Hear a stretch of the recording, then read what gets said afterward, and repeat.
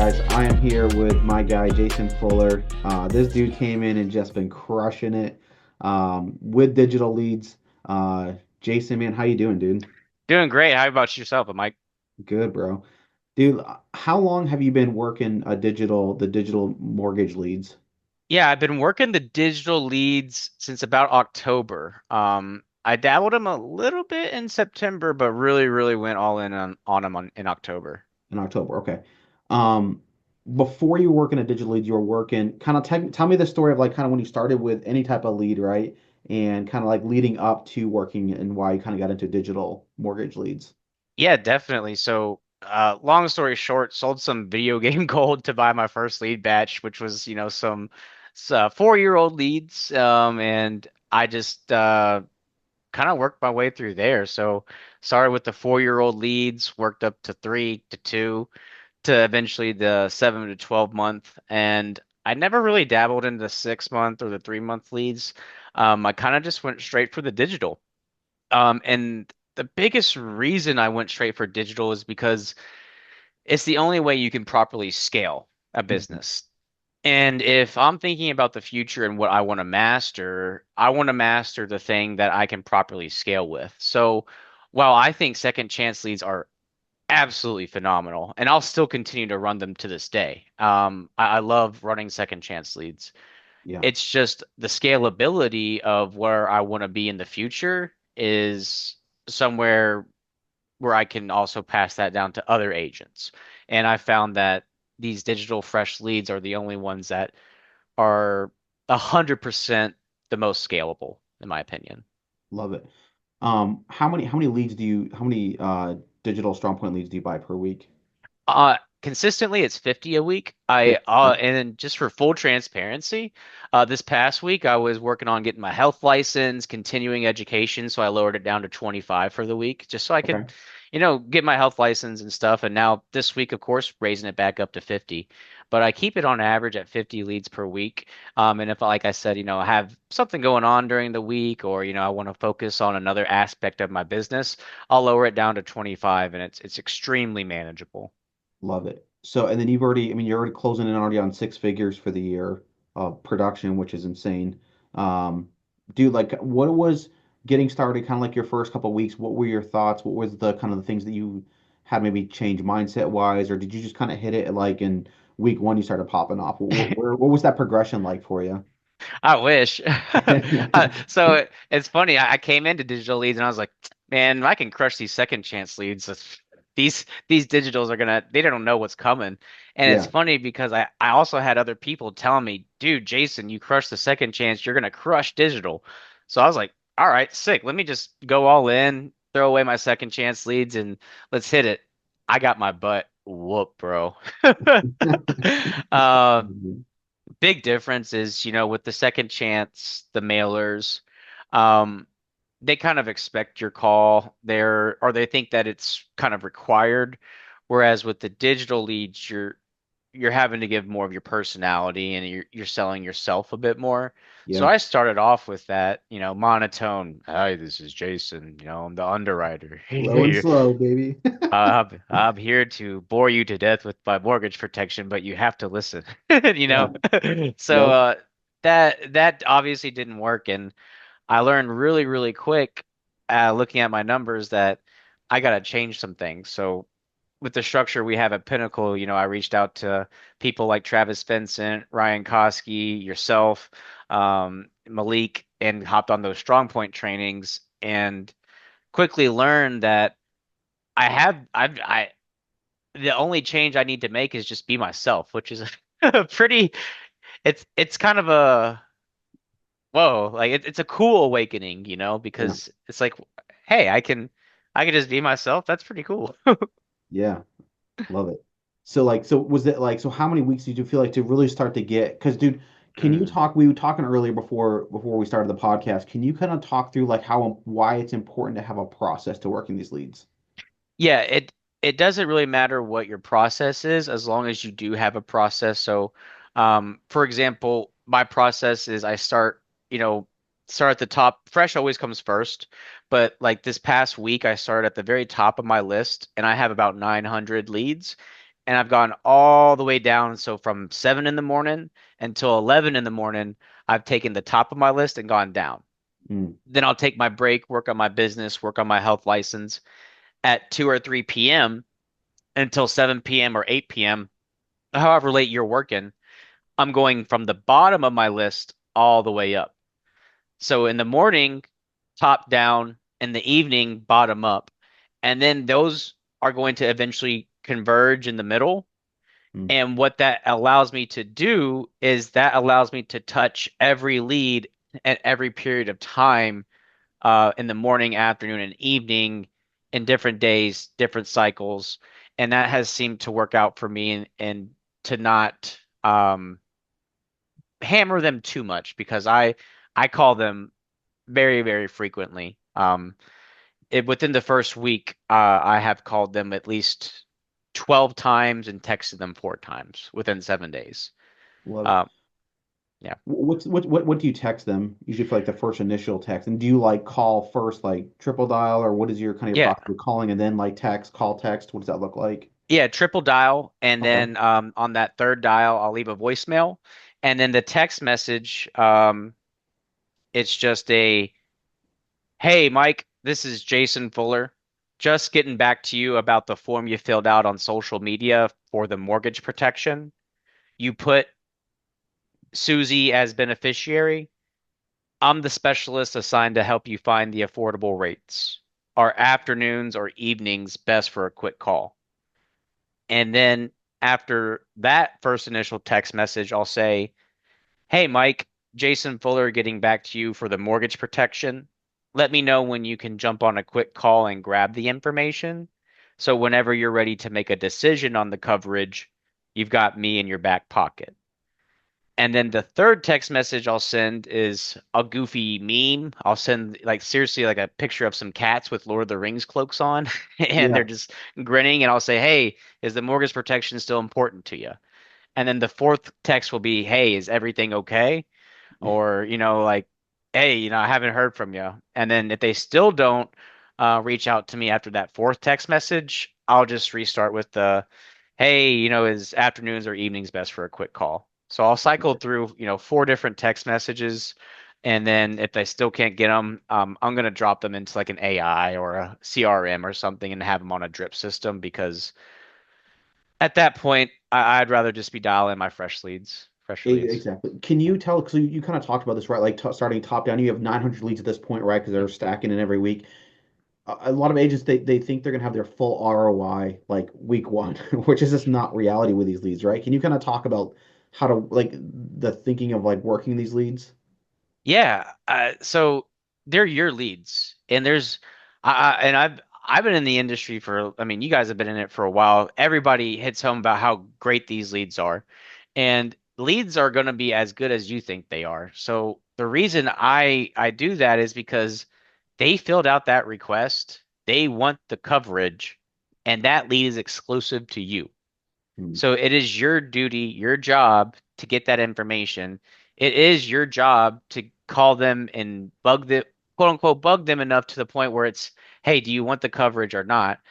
Because how can you sleep with yourself at night as an agent if you're not doing your due diligence to get that coverage, at least get them the information they requested so they know that they can make a good decision for their families. Because if you know how important the coverage is, then it should never be a bother. You're the one with the golden ticket. You're the one that has what they want. So you're never calling them, bothering them. And if you think that you are, then you are. So don't ever think that you're calling them and you're going to be bugging them because you're the one calling them with a solution to help their family build generational wealth. Love it. So good. Yeah, 'cause I remember when I first got them, I was expecting like my first 3 to 4 weeks working them, like I struggled. Like like you said, like right from the get-go, I'm treating it like it's a regular mortgage lead, and just thinking because I'm spending more on the lead that they should just like all just completely want it, right? My tonality and like actually listening to the client and like there's a lot of things that were just really off. So it took me 3 to 4 weeks consistently working them because I always give a new lead like a month. I Hmm. always give it a lead a month before I like decide whether I'm going to keep it or not. Because I want to give it a full length of time, right? So Like for me, like getting started, it was just how does it like really like to listen. For the first time, I was like really listening to my client. Like, Yeah. and then I think a mistake I made early on was like I didn't ask enough why questions. I didn't get the why soon enough. So I would just go through it like I was just presenting a product, and they'd be like, "All right, great, thanks for the information," right? Like it was, Yeah. and I wasn't like, so can you kind of talk about what you do, um, with kind of like getting the why and like why it's so important? Yeah, definitely.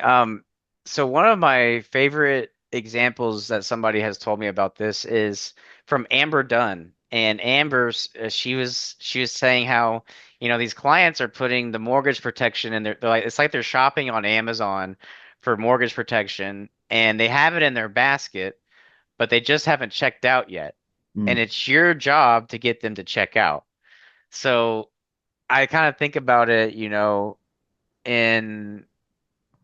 in that kind of sense of in the analogy of we're trying to push them and they're questioning, hey, why do we do that? Yeah. So the why building for me, it starts off right off at the beginning, and it's gonna be, hey, how long have you been looking into the coverage, um do you know anyone that's passed away when they've had a mortgage, how long have you been through this process before? Um, and usually, at the very beginning, I'll do a little bit of why building, but not too much because if you do a little too much in the beginning, it can cause some friction. Can we And do a quick role play? yeah, You definitely. can kind of hear how it works out. I think that'd be really Yeah, yeah. good. Yep. So, hey, Mike, Jason Fuller, just getting back to you about the form you filled out on social media, Okay, for that coverage that would help with the mortgage should anything happen to you. Now, you had put Sarah as beneficiary. Is that correct? that is. Awesome. Yeah, I'm just the specialist that got assigned. Make sure we can get you approved for some coverage like you were looking for. How long have you guys been looking into the mortgage protection? Just started honestly. Okay, awesome. Now I just texted you over my state license and one other document. Let me know when you can take a look at those, and then I've also got your email here at the mhubeline@gmail.com. Is that a good email for you? It is. Perfect. I'm just going to send over my virtual business card to that email so you can put a face to a name and so you have multiple forms of contact for me. But Mm. have you been through the mortgage process before, or is this kind of your guys' first time going through everything? Yeah, first time. Okay. And do you know anyone that's passed away when they've had a mortgage? Yeah, my one of my friend of the family, his dad just passed away. I gotcha. And they have anything in place? Not that I'm aware of. I think they're kind of struggling right now. Gotcha. So I'm licensed to help you get approved for the coverage today, and I work with every carrier in the state of Indiana who offers the mortgage protection.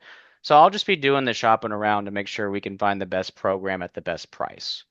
Okay. Now, Mike, most of my clients, they're not looking to make anybody, millionaires or billionaires by any means, but uh they just want to make sure that, hey, when that time comes, the house is a blessing and not a burden.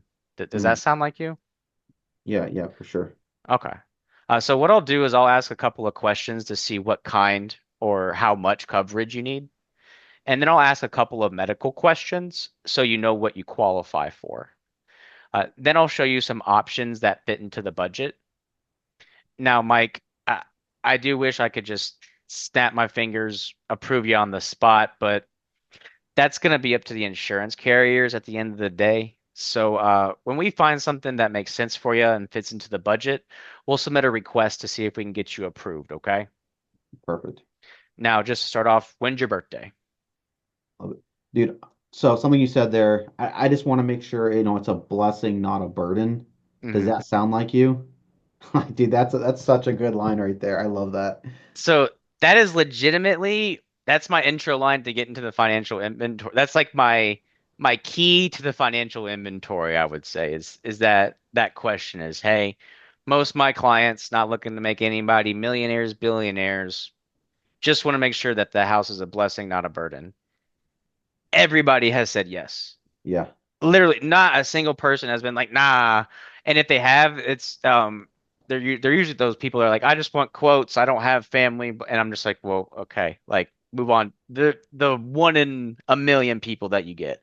So Yeah. literally anybody that's worth presenting to, always says yes to that, and that is what gets you into that financial inventory.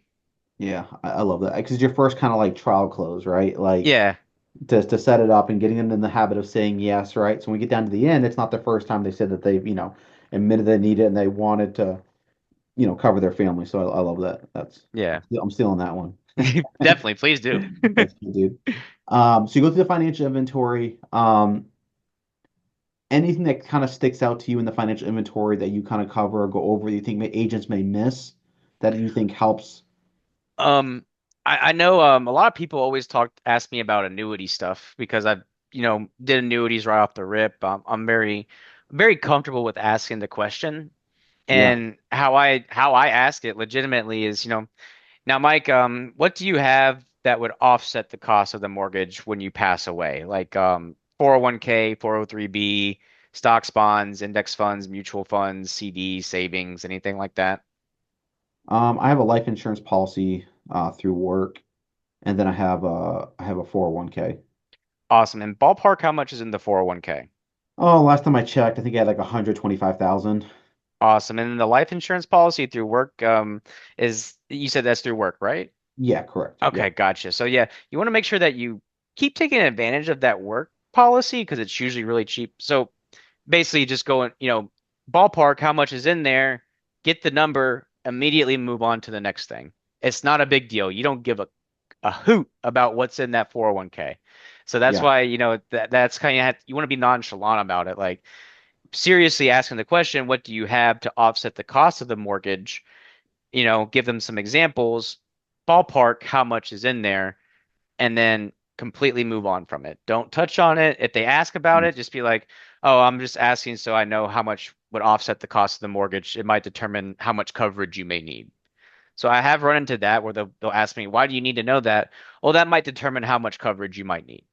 Yeah. Simple as that, move on. Just like any other rebuttal, answer it and move on because you don't want to sit there and let them think about it. Yeah. And even the life insurance thing, right? You're just like, hey, so that, kind of like told them how it works and then moved on from it.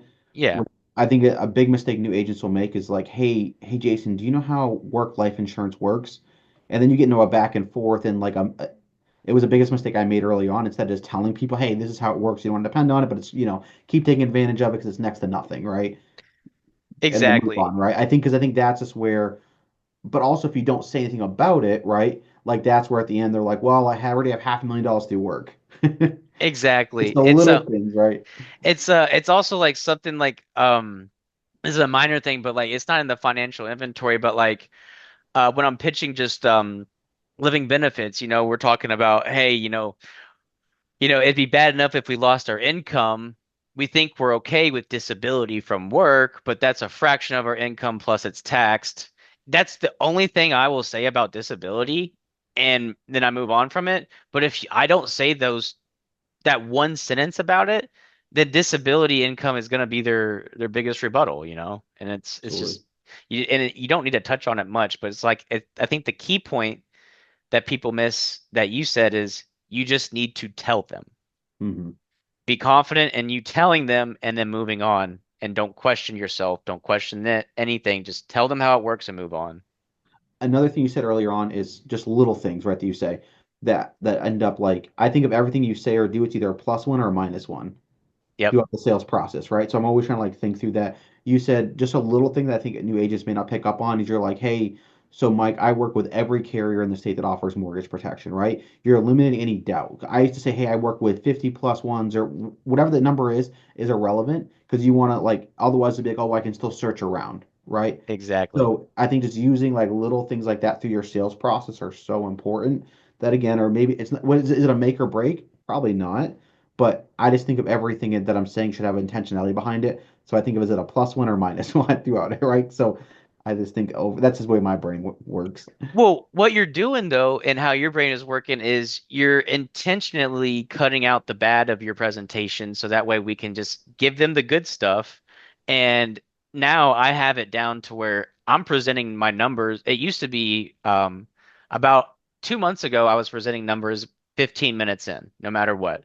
Now it's down to 12 minutes. The other week, I had it down to like 11 minutes presenting numbers. So you just keep refining that process down and down, and you just keep getting better. Now, like you said, I don't think I'll cut it down anymore because just because I don't think it's Yeah, possible. But none of it is make or break, right? Like if I pitch them numbers at the 12-minute, 13, 14, 15-minute mark, that doesn't make or break anything. But what does is just going over the little things, adding it all up, but at the end of the day, making sure that you're really just listening to that specific person too. yeah. Yeah, as like I used to over talk so much. Like instead of like so when someone asked about an IUL, like, hey, can I borrow from the cash value, right? I would go on and explain how the S&P 500 works and like borrowing from money and right where Ryan like when I was talking to Ryan one time, he was like, hey, like the best way to answer something like that is yup, right? You Hmm. don't have to because what happens is you end up overcomplicating a very simple process. So when you say you have yours down to 11 minutes, right? Like that just tells me your process is very simple, Yeah, right? Because any confused people don't buy. no. Confused agents don't sell, right? So it's like I think like early on, like I would confuse everything so much for myself and for the client because I had so much information to give the client, and I would just talk and talk and talk, and at the end of it, I gave them so much to think about, they wouldn't make a decision. Exactly. And I used to think that I used to be like, oh, well, I'm not doing right by the client if I don't give them all the information. They have to know everything. Well, no, sometimes you're doing them a disservice by giving them all the 100%. info because then they're confused. And then, like you said, confused people don't buy. But at the end of the day, they need this coverage for their family. So if we just didn't confuse them, we're doing the right thing by putting them in a better position. So, Because I also would show like the whole illustration for the IUL and I would go yep. into great detail, right? Because I thought like I'm really educating the client. Yeah. But all it did was take the importance off the insurance and it took it from so being an emotional sale to like more about like almost like they were thinking of it as like a way to like make more money, where that's a bonus of it, right? The Yeah. bonus of it is that it has cash value, builds cash value. You have a lot of money back at the end, or you can pull from it, whatever, right? Like but I think I took the importance off the insurance and what it does for their family. Yeah, I have another example of that with me when pitched the IUL did make the most sense and it was perfect for him. And then I went into the illustration and she's like, and we had already got everything in place, and she's like, oh, well, I can use this for debt recovery. And I'm just like, well, wait, hold on. We've never talked about debt recovery at all. We've only talked about mortgage protection. This is the best for mortgage protection. If you want a debt recovery, we have other tools like IBCs and stuff for that. But Yeah. like, it's kind of like that kind of opened it up to where she kind of was like, well, I wanted to get the IBC. And long story short, she didn't medically qualify for the IBC. She stuck with the IUL, but like that that was a lot of time that I had to then spend explaining to her about how everything worked and going down this big financial rabbit hole where at the end of the day we're not retirement planners or financial advisors. So Right, so exactly. I think that it's cool and it's awesome and it's a really nifty tool, but we're at the end of the day let the people who actually, run the stock market and do all that stuff, let's let them play the stock market. Exactly, 100%. Oh man, I got a lot of PTSD from doing stuff the wrong way, right? So Yeah, yeah, it's just you learn quick though, and that's the best thing about it is as long as you learn fast, correct the mistakes, there's no such things as failures, it's only lessons. I think a really important thing that you kind of spoke on earlier too is like the different people that you reached out to when starting to work the lead. I think it's a big mistake agents make is they come in and they try to work the lead by themselves. They don't reach out at all. And like whenever you're on an island in this business, it's never a good thing at any point in the business, right? Because if you obviously you need to be able to number one, I think identify your like where you're kind of going wrong and reach out, which sounds like you did. You reached out to me, Ryan, Malik, Travis, right? All the guys that are crushing it, right? And you reached out to them to like get different pieces of information, and then obviously you've applied a lot of that, which I think is the Yeah. second step. So, can you kind of talk about that a little bit? Yeah, I think the big thing that people, if you're anything like me, then you were horrified at looking at your numbers at the beginning because you sucked, and Yeah, you don't want to see you suck. No one wants to suck. I want to be the best. So you don't really want to look at the numbers, or you have a bad week, and you're just like, I'll wash those numbers under the rug. But and you're just doing yourself a bigger disservice, and it's for multiple reasons. The first reason is that you're no longer able to accurately pinpoint what is going wrong. Are you talking to enough people? So let's say if people aren't answering the phone, then that maybe your phone number is registered as spam. Maybe you need to try, a different phone number in that state. You know, that could be an issue. Okay, you are talking to people, but they're not showing up to your appointments. Okay, well, let's work on your tie downs. You are talking to people, you are presenting, but you're not getting any sales. Well, let's work on your closing. So how can you know that if you don't know your numbers accurately?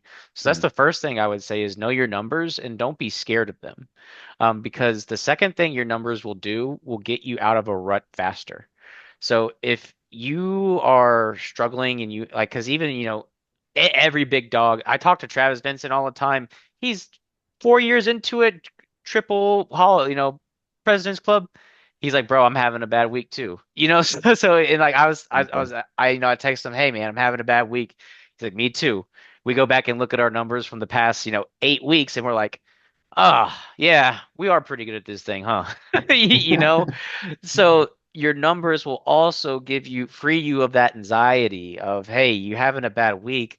Remember week 4, 5, 6, 7, 8 before this, where you're crushing it. This industry comes in valleys and waves. So if you can just look back and look at your numbers, that also will do a third thing for you, which will expand your mindset to looking at the bigger picture. Mm. And that's something that I'm still working on myself is, not trying to look at my business by week basis or even by month basis, but trying to look at it from a year basis or multiple year basis. So that way I can understand that the money that's moving through me right now is for a bigger cause. It's for a bigger difference. So while the money may come and go quick and some of it, I like to have my bank account higher, at the end of the day, knowing your numbers will let you know, hey, all this is going to work out at the end of the day too. Yeah, love it. Um, can you kind of go through coming out of the financial inventory? I know we kind of I threw you off there. Oh, you're Coming out fine. of the financial inventory, like what is your second half of it sound into the close and showing numbers? What does that sound like? Yeah. So, all right. So, and you have any life insurance in place? Blah, blah, blah, blah. Okay. So Mike, if I have the situation correct here, I see that, if anything were to happen to you, Susie, you told me she's not working. Correct. So if something happened to her, forgive my French, but she'd be hosed, right? Yeah. Okay. Yeah. So if we can find something that, fits into the budget and is going to take care of the mortgage for Susie, like you're looking for, is there any reason that we couldn't submit a request here today? Yeah, just, if it fits the budget. Gotcha. So give me just a second. I'm not fancy enough for any on hold music or anything like that, but just gonna put my brain and the computer's brain to work to see what makes the most sense for you here. Perfect. The most I'll wait is about I already have the numbers usually, and I'll wait about 30, 45 seconds maybe. Okay. And just so they think that I'm, actually doing some due diligence. And then yeah, it's just, hey, all right, so go ahead and grab a pen and paper and then let me know whenever you're ready. Got it. And you want me to go through all that stuff too? Yeah, if you don't mind, I'd really. Yeah, yeah. So, Mike, here's what the mortgage protection is going to do for you guys. Okay. If anything happens to you, then Susie would receive a full lump sum check, tax free, for $300,000. Okay. Now, she would receive that full 300,000 no matter what you have left to pay. So it's not tied to the amortization of the loan. So even if you owed 5 grand and you passed away, Susie would receive that full 300,000. Okay. Now, if you end up moving, the coverage goes with you. So you win the lottery, maybe you take off to some remote island, take me with you, coverage goes with you. Now, you don't have to die in order to get that money. The number one reason people lose their homes, it's not because of death or loss of job, it's it's medical expenses. Mm. You know, it's bad enough if we lost our income. You know, we think we're okay with disability, but that's a fraction of our income plus it's taxed. But if on top of that we have all these extra medical expenses coming in, then the math just doesn't math there. And that's what really gets people. So there's gonna be four ways that this pays out while you're still alive. Okay. And the first way is going to be a critical illness. So, Mike, that would be anything like a heart attack, stroke, invasive cancer, major organ failure, ALS, any serious injury or illness where you're in the hospital and your life could immediately be in danger. Okay. Now, this also pays out in the event of a chronic illness. So that's any serious illness for over 90 days where you're unable to do two out of your six activities of daily living. So, how you can think about this, Mike, is if anything majorly medically rocks your world for 90 days or more due to a critical and or a chronic illness, then you'll have access to this death benefit while you're still alive. Okay. And what that would look like is if anything majorly medically rocked your world for 90 days or more, you would immediately give me a call and we would file a claim with the insurance carrier. After we filed that claim, we would submit proof from the doctor that this critical and or chronic illness had occurred. And then once they approved of your claim, they would send you a lump sum check tax free for up to $300,000. Now, Mike, I say up to because you don't have to accelerate that full amount. If you only wanted to accelerate 100,000, 150,000, well, then your monthly premium would be prorated to the amount of coverage you then have in place. Does that make sense? That makes sense. Now, do you have any questions for me about how either of the critical and or chronic illnesses work? No, I think you did a good job. I understand it. Awesome. Now, this also pays out in the event of a terminal illness. Okay. So, Mike, while that would be the worst year of you and Susie's life, um, at least you would know that that 400,000 in equity, that close to half a million in equity in the house, that's going to go to Susie to build generational wealth for your family, and the bank won't have an opportunity to swoop in and take that equity from you and your family. Does that make sense? That makes sense. Awesome. Now, if this was an ROP, I would go into, hey, the best thing about the mortgage protection is, guys, it's not like any other insurance that you're paying. You know, right now, for instance, car insurance, you're paying every month, 200 bucks a month, and hopefully you don't have to use it right. However, if you don't use it, insurance companies, they're just going to keep all the money, right? Hmm. So no, we hope that you can make it to age, 121 without using this. But if we never had to use this money, we can get every penny back that we paid in it. We'll get every penny back that we paid in after 30 years.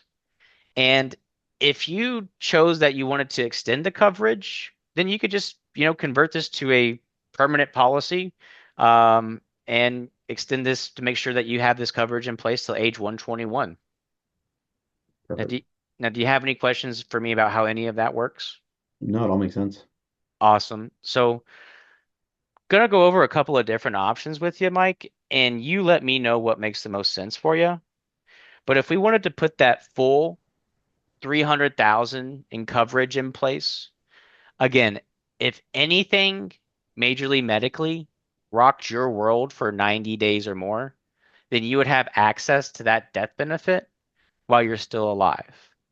And if the worst happened, then Susie would receive that full lump sum check, tax free, for 300,000. And the Okay. cost per month for that full mortgage that $300,000 program is going to be $300 a month. Now, Mike, my job is not to try and make you insurance rich and cash poor, but to help you find that option that gives you the peace of mind you're looking for without taking food off the table. Okay. So if we wanted to put something like the three-fourths of the mortgage in place at 200,000 in coverage, again, if anything majorly medically rocked your world for 90 days or more, you have access to that death benefit. And if you passed away, Susie would get that full 200,000 lump sum tax free. Okay. And the cost per month for that $200,000 program is $200 a month. And if we Right. wanted to do the half mortgage, 150 bucks a month.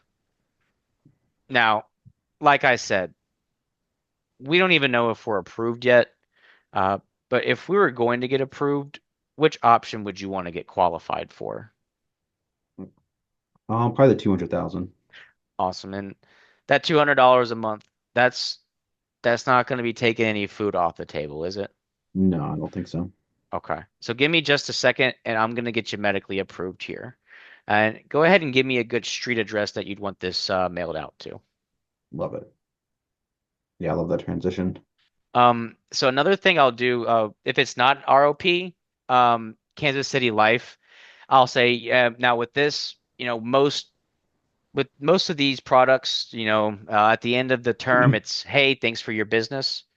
With Kansas City Life, they have a convertible term, Hmm. and you can convert this from a term basis to a permanent whole life policy where, hey, at least at the end of this, it's not thanks for your business. You're walking away with another mortgage protection. So they'll get you through your mortgage years, and then you'll walk away with another policy. Love it. So, that's a big selling point for me. And that's how I really hit home with the KCL stuff is, the ROP will convert to an IUL. I don't really talk, I obviously don't talk about the IUL. They don't need to know about that. They don't, I just say, hey, it converts to age 121. That's all they need to know because that's what the IUL does. And then if it's a non-ROP, hey, it converts to a permanent whole life. So you're not walking away with nothing. Love it. Dude, this has been so good. Um, any kind of parting shouts to anyone maybe who's new to working these leads, any last advice for them? Yeah, man, just reach out. Don't be on an island. And Jared might yell at me for saying this, but there'll be days where I'll be like, Jared, seriously, tell me I'm crazy. But like I'll get like three or four leads in a row, like tell me I just want quotes or I just want this or like you get it everywhere you go. Yeah, So the leads are gonna be as good as you think they are. And these are seriously actually like the best leads on the planet. Like, and I don't just like say that lightly. yeah, Um, they're only gonna be, but they still are only gonna be as good as your mental thinks they are. So, as me coming from someone that has been running them and loves them, I still have days where I'm doubting myself, second guessing myself, but that's why it's also super important to go back and like have the little things done, like know your numbers, have the mental game ready, and all these little things will add up. So um, just remember that there's no failures with these leads, only lessons because they always the ROI will end up ending in your favor, for sure. love it, man. Well, I appreciate you jumping on here. I Yeah, know a bro. lot of agents will take a lot out of this, so I appreciate you, dude. Yeah, bro. See ya next week. Yes, sir. Peace.